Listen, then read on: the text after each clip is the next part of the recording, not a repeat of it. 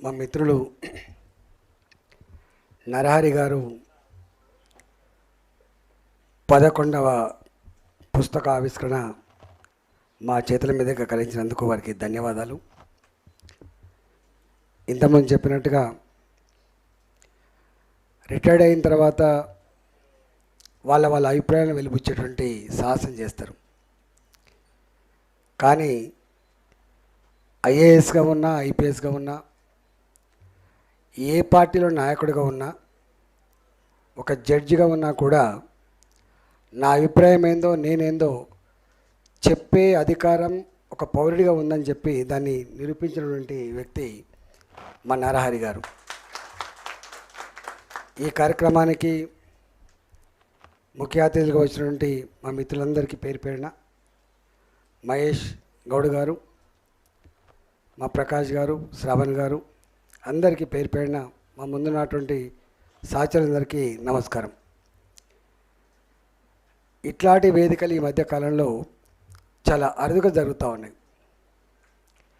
కుల సంఘాలు కూడా ఏ పార్టీకి ఆ పార్టీకనే కుల సంఘాలు కొనసాగుతున్నాయి. కానీ అన్ని పార్టీల ముఖ్య నాయకులు ఒక వేదిక మీదకి రావడం, మాట్లాడుతున్నప్పుడు దాన్ని భరించడం, ఆ సాంప్రదాయాన్ని కొనసాగినటువంటి తపన కలిగి ఉండడం సంతోషాన్ని కలిగిస్తూ ఉంది. మహేష్ కుమార్ గౌడ్ గారు వారి పార్టీ, వారి సిద్ధాంతం వారు చెప్పుకున్నారు. మా శ్రావణ్ గారు కూడా వారి ఆలోచన విధానాన్ని పంచుకున్నారు. నేను అంత డెప్త్కు పోను, కానీ ఈ పరంపర రాబోయే కాలంలో మరింత గొప్పగా కొనసాగాలని మాత్రం భావిస్తున్నాను. కొన్ని మూల సూత్రాలు ఉంటాయి. E=mc² ఎంత సత్యమో రాజకీయాల్లో కూడా కొన్ని మూల సూత్రాలు ఉంటాయి. అడుక్కుంటే వచ్చేది కాయో పండో మాత్రమే, పోరాడితే వచ్చేది మాత్రమే హక్కులు అంటారు. ఇది సార్వజనిక సూత్రం. రెండవది, హక్కులు కానీ సంఘాలు కానీ సంఘటిత శక్తి కావాలనేవాది కానీ ఎవరు కోరుతారు? అణచివేతకు, దోపిడికి గురైన వాళ్ళే కోరుతారు తప్ప గడ్డ మీద ఉన్న వాళ్ళు ఎవరు కోరరు.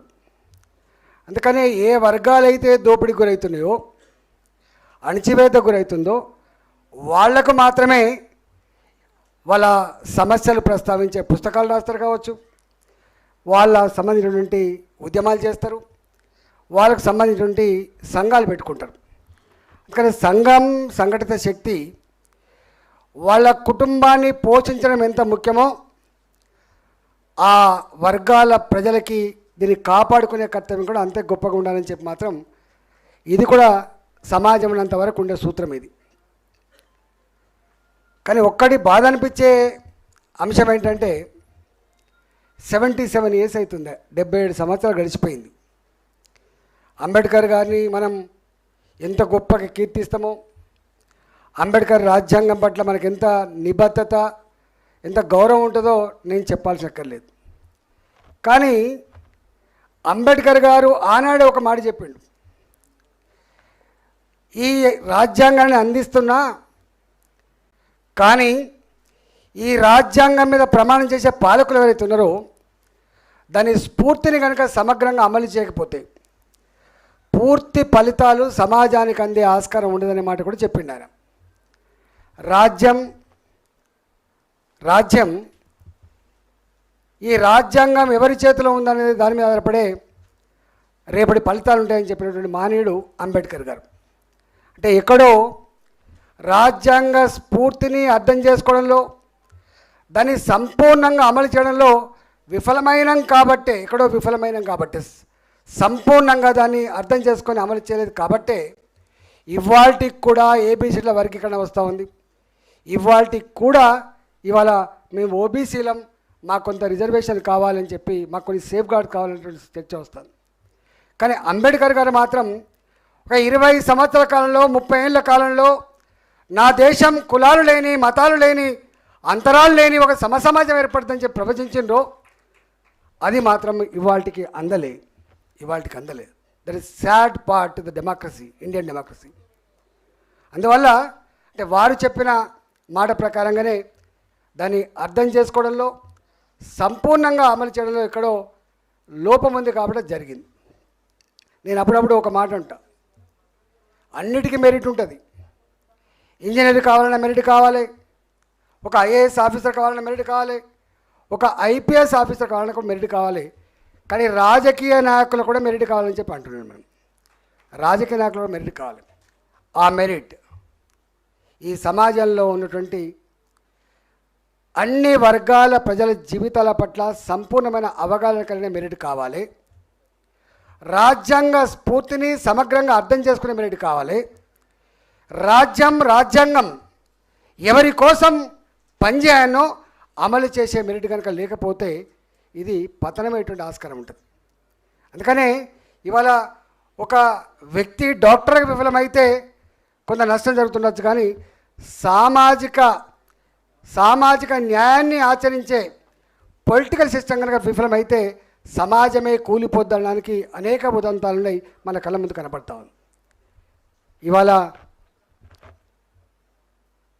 వారు చెప్పిండ్రు, మహేష్ కుమార్ గారు, నేను ఆ లోతులోకి పోను.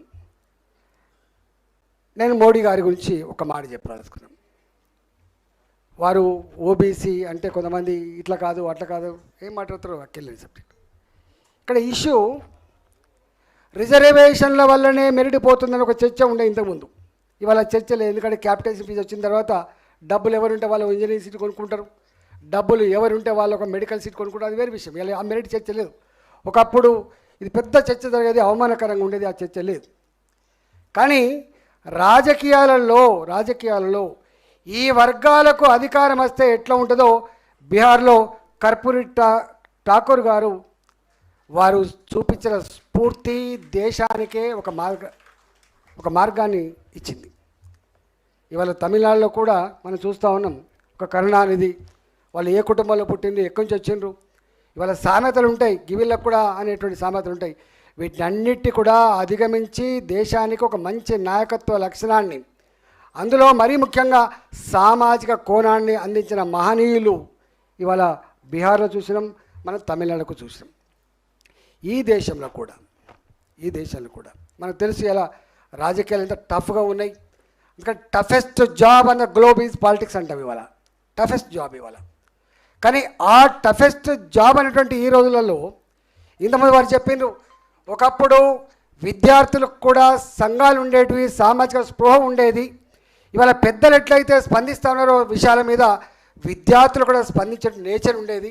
కానీ అన్ఫార్చునేట్ థింగ్ ఏంటంటే ఇవాళ విద్యార్థి లోకం ఇవాళ కంప్యూటర్ మైకోలో పోతూ ఉంది, ఇంకో అకాడమిక్ ఓరియంటేషన్లో పోతూ ఉంది, లేకపోతే చదువు కుటుంబాన్ని ఓరియంటేషన్ పోతూ ఉంది. సామాజిక స్పృహ తగ్గిపోతున్నటువంటి ఈ కాలం అంటున్నాం మనం. ఇవాళ గా కాలంలో ఇవాళ సంకీర్ణ రాజకీయాలు ఉన్నటువంటి ఈ కాలంలో మోడీ లాంటి వ్యక్తి దేశానికి ప్రధానమంత్రి అయ్యిండు. అయితే ఒక 20 నాకు తెలిసి దేశ చరిత్రలో ఎప్పుడు కూడా ఇంతమంది కేంద్రంలో మంత్రులున్న సందర్భాల్లో ఓబీసీలకు 27 మందిని ఓబీసీ మంత్రులు చేసే చరిత్ర కూడా మోడీ గారికి దక్కింది. ఇవాళ మనం చూస్తూ ఉన్నాం, అంటే సామాన్యుడు, ఆకలితో ఉన్నవాడు, సమస్యల నుంచి వచ్చినవాడు లీడర్ అయితే ఎట్లా ఉంటుందో ఇవాళ దానికి ఒక ప్రత్యక్ష నిదర్శనం దేశంలో మనం చూస్తాం. ఒక 20 ఏళ్ళ క్రితం 15 ఏళ్ళ క్రితం ఊళ్ళలో పోతూ ఉంటే మనం అటుపక్క ఇటుపక్క రోడ్ల పక్కకు బయలుభూమి పెట్టేటువంటి దరిద్రం ఉండే. ఏ కంప్యూటర్ అని మనం చెప్పుకుంటున్నామో ఇవాళ today is the era of computer science అని చెప్పుకున్నామో, రాకెట్ సైన్స్ యుగం అని చెప్తున్నామో. ఈ రాకెట్ సైన్స్ యుగంలో గిన్ని లక్షల కోట్ల బడ్జెట్ ఉన్నప్పటికీ కూడా నా గ్రామీణ ప్రాంతాల్లో ఉన్న మహిళలకు కనీసం బయలుభూమి పోవడానికి ఒక టాయిలెట్ లేని పరిస్థితి మనం చూస్తూ ఉన్నాం. ఇవాళకి ఒక గుడి లేని పరిస్థితి మనం చూస్తూ ఉన్నాం. ఎక్కడున్నాం మనం? గా పరిస్థితులలో ఇవాళ అది చిన్నదే కావచ్చు, అది 10,000 రూపాయల 15,000 రూపాయలు కాదు. నా భారతదేశ మహిళల గౌరవాన్ని కాపాడడానికి ఇవాళ స్వచ్ఛ భారత్ కింద టాయిలెట్ కట్టించేటువంటి ఆలోచన చేసినాం. అది ఎన్ని వేల కోట్ల గురించి మాట్లాడుతున్నాం, కానీ అది దాంట్లో ఎంత సుదీర్ఘమైన ఆలోచన ఉంది, ఎంత డిగ్నిటీ ఉందో ఒకసారి అర్థం చేసుకోండి. అంటే సామాన్యుడు, నేను సోషల్ వెల్ఫేర్ హాస్టల్ చదువుకున్నా.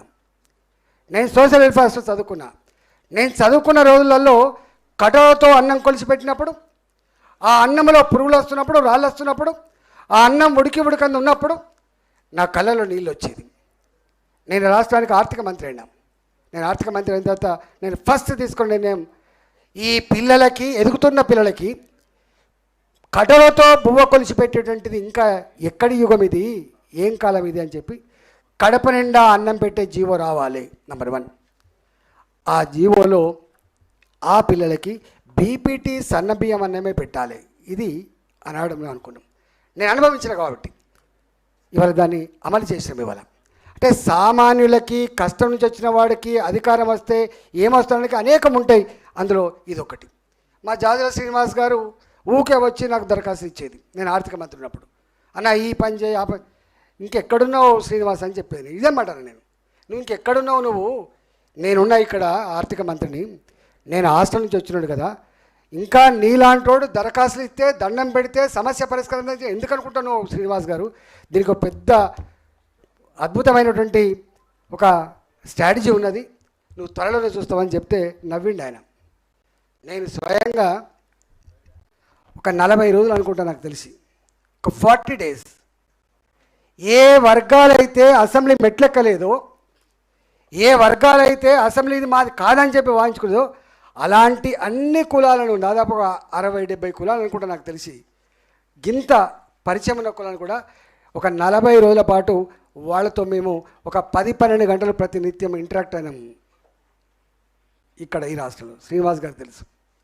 అయిన తర్వాత దాన్ని అంతా క్రోడీకరించుకొని ఏం చేద్దాం శ్రీనివాస్ అంటే, ఏదైనా ఒకటి ఇవ్వండి చేయాలనే ధైర్యం చేసినంటే ఒక 3 రోజుల పాటు ఇది రాష్ట్రంలో, ఈ 3 రోజుల పాటు ఇక్కడ ఉన్నటువంటి స్పీకర్లు ఆనాడు 2 ఓబీసీలే, స్పీకర్ గారు కానీ, చైర్మన్ గారు కానీ, ఎంపీలుగా, ఎమ్మెల్సీలుగా, ఎమ్మెల్యేలుగా, మంత్రులుగా ఎవరైతే ఉన్నారో ఆనాడు మేము సొంతంగా ఇనిషియేటివ్ తీసుకొని ఒక 3 days, ఒక 3 రోజుల పాటు ఓబీసీ కాంక్లేవ్ అని దాన్ని పెట్టినాం మేము.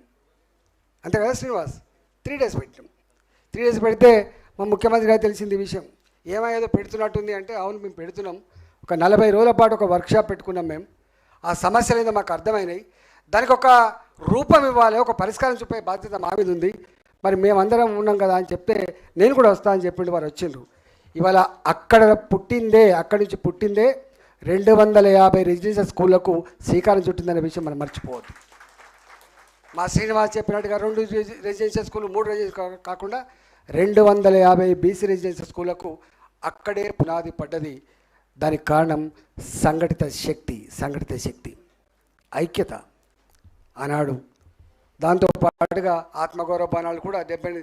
సరే, అది ఇంకా కులాల పరంగా ఉంటామా లేదా నాకు తెలియదు, కానీ నేను చిన్నప్పుడు చూసిన ఇది గౌడ హాస్టల్, ఇది పద్మశాలి హాస్టల్, ఇది వైశ్య హాస్టల్, ఇది వెలమ హాస్టల్. ఈ హాస్టళ్లలో ఆ తెలంగాణ వ్యాప్తంగా కానీ ఆంధ్రప్రదేశ్ వ్యాప్తంగా ఆ హాస్టల్లో ఉండి చదువుకొని ఎంత గొప్పగా చూసినాం. కాబట్టి ఈ సంస్కృతి సాంప్రదాయాలకి ఆ పిల్లలకి ఒక అడ్డా ఉండాలని చెప్పి, అది కులాల పరంగా నువ్వు ఇష్టమున్నా లేకపోయినా, ఇంతకుముందు మహేష్ కుమార్ గారు చెప్పింది కాబట్టి, నీకు ఇష్టమున్నా లేకపోయినా ఈ దేశంలో కులం అంటూ ఒకటి ఉన్నది కాబట్టి ఇవాళ ఆ కులాల పరంగా ఆత్మగౌరవ భవనాల కోసం కూడా అక్కడే అంకురార్పణ జరిగింది. అందువల్ల నేను విజ్ఞప్తి చేస్తున్నా, డెఫినెట్గా ఇవాళ సరి అయిన టైంలో ఈ బుక్ వచ్చింది అనుకుంటున్నాను. సరైన టైంలో వచ్చింది అనుకుంటున్నాను. ఒక గుడ్ థింగ్ ఏంటంటే, చైతన్యానికి కొదవలేదు, త్యాగాలకు కొదవలేదు. మీరు చెప్తున్న సంపద సృష్టి ఆ కులాలు ఏదైతే చేసినాయని చెప్పి మా శ్రావణ్ చెప్పిండో, ఇవాళ మనం ప్రవచిస్తున్న జిఎస్డిపి, మనం ప్రవచిస్తున్న జీడిపి ఇవాళకి కూడా ఈ వర్గాలే సృష్టిస్తున్న విషయం మనం మర్చిపోవద్దు. ఇవాళ 170 లక్షల కోట్ల రూపాయల సంపద, 200 కోట్ల రూపాయల సంపద అని అయితే ప్రవచిస్తున్నామో, ఆ సంపదకి మూలకారకులు ఆనాడు వాళ్ళు ఓనర్లుగా ఉండవచ్చు, ఇవాళ వాళ్ళు కంపెనీ కార్మికులు ఉండవచ్చు, సంపద సృష్టికర్తలు మాత్రం వాళ్ళే అనే విషయం మనం మర్చిపోవద్దు. ఈ దేశంలో సంపద సృష్టించేది వాళ్ళు మాత్రమే. అందువల్ల ఎవరైతే ఈ దేశంలో సంపద సృష్టిస్తున్నారో ఆ సంపద సమస్త ప్రజానీకానికి అందించాలనే సంకల్పం ఏదైతే ఉందో, అంబేద్కర్ గారు చెప్పినట్టుగా డెవలప్మెంట్ విత్ ఈక్వల్ డిస్ట్రిబ్యూషన్ అని చెప్పిండు. డెవలప్మెంట్ విత్ ఈక్వల్ డిస్ట్రిబ్యూషన్ అని చెప్పిండు.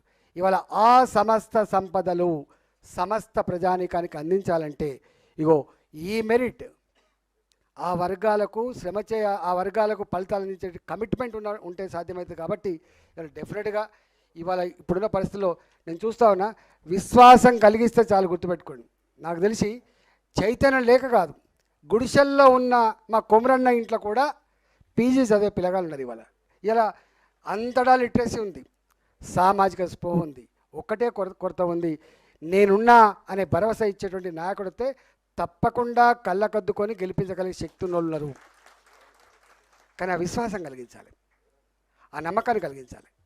ఇవాళ దీన్ని వాడుకొని, ప్లాట్ఫామ్ వాడుకొని మనం రాగానే మళ్ళీ మన పని చేసుకుంటే కుదరదు. కానీ డెఫినెట్గా ఇవన్నీ ఉన్నప్పటికి కూడా దీన్ని అధిగమించగలిగి దీన్ని తొక్కి పడేసి ఎప్పుడో ఒకనాడు ప్రజలు కోరుకునే, ప్రజల వేవలెంతలో ఆలోచించేటువంటి లీడర్షిప్ వస్తాననుకుంటున్నాం. ఆ లీడర్షిప్ విజయం సాధిస్తాననుకుంటున్నాం. ఆ దిశగా అడుగులు వేస్తాననుకుంటున్నాం. మనం చూస్తాం కదా, నరహరి గారు త్యాగాలు లేకుండా ఎప్పుడు కూడా అనేక మంది త్యాగాలు చేసిన కొన్ని వందల వేల చరిత్రలు ఉంటాయి. ఎంతోమంది త్యాగధనులు ఫైట్ చేస్తేనే ఇవాళ ఈ స్థితికి వచ్చినాం. అంబేద్కర్ గారు ఎన్ని అవమానాలు పడితే మనం ఈ స్థితికి వచ్చినాం. పూలే గారు ఎన్ని అవమానాలు పడితే ఈ స్థితికి వచ్చినాం. సావిత్రిబా పూలే గారు ఎన్ని అవమానాలు పడితే ఒక స్త్రీకి విద్య అందింది. అంతకంటే ముందు కూడా సావు మహారాజు లాంటి వాళ్ళు ఎన్ని అవమానాలు పడితే ఇది వచ్చింది. ఇవాళ మనం ఏ అవమానాలైతే భరిస్తున్నామో, అవమానాలైతే భరిస్తున్నామో, ఆనాడు అంతకంటే 100 రెట్ల అవమానాలు భరించింది ఆనాడు ఆ మహనీయులు. వాళ్ళ త్యాగాల పుణ్యమా అని చెప్పి మనం ఇక్కడికి వచ్చినాం. డెఫినెట్గా రాబోయే కాలంలో ఎంతో దూరం లేదు చైతన్యం ఇలా వెల్లివిరుస్తూ ఉంది. దానికి మార్గదర్శనం, నాయకత్వం అందించాల్సిన బాధ్యత మనందరి మీద ఉందని చెప్పి మనవి చేస్తూ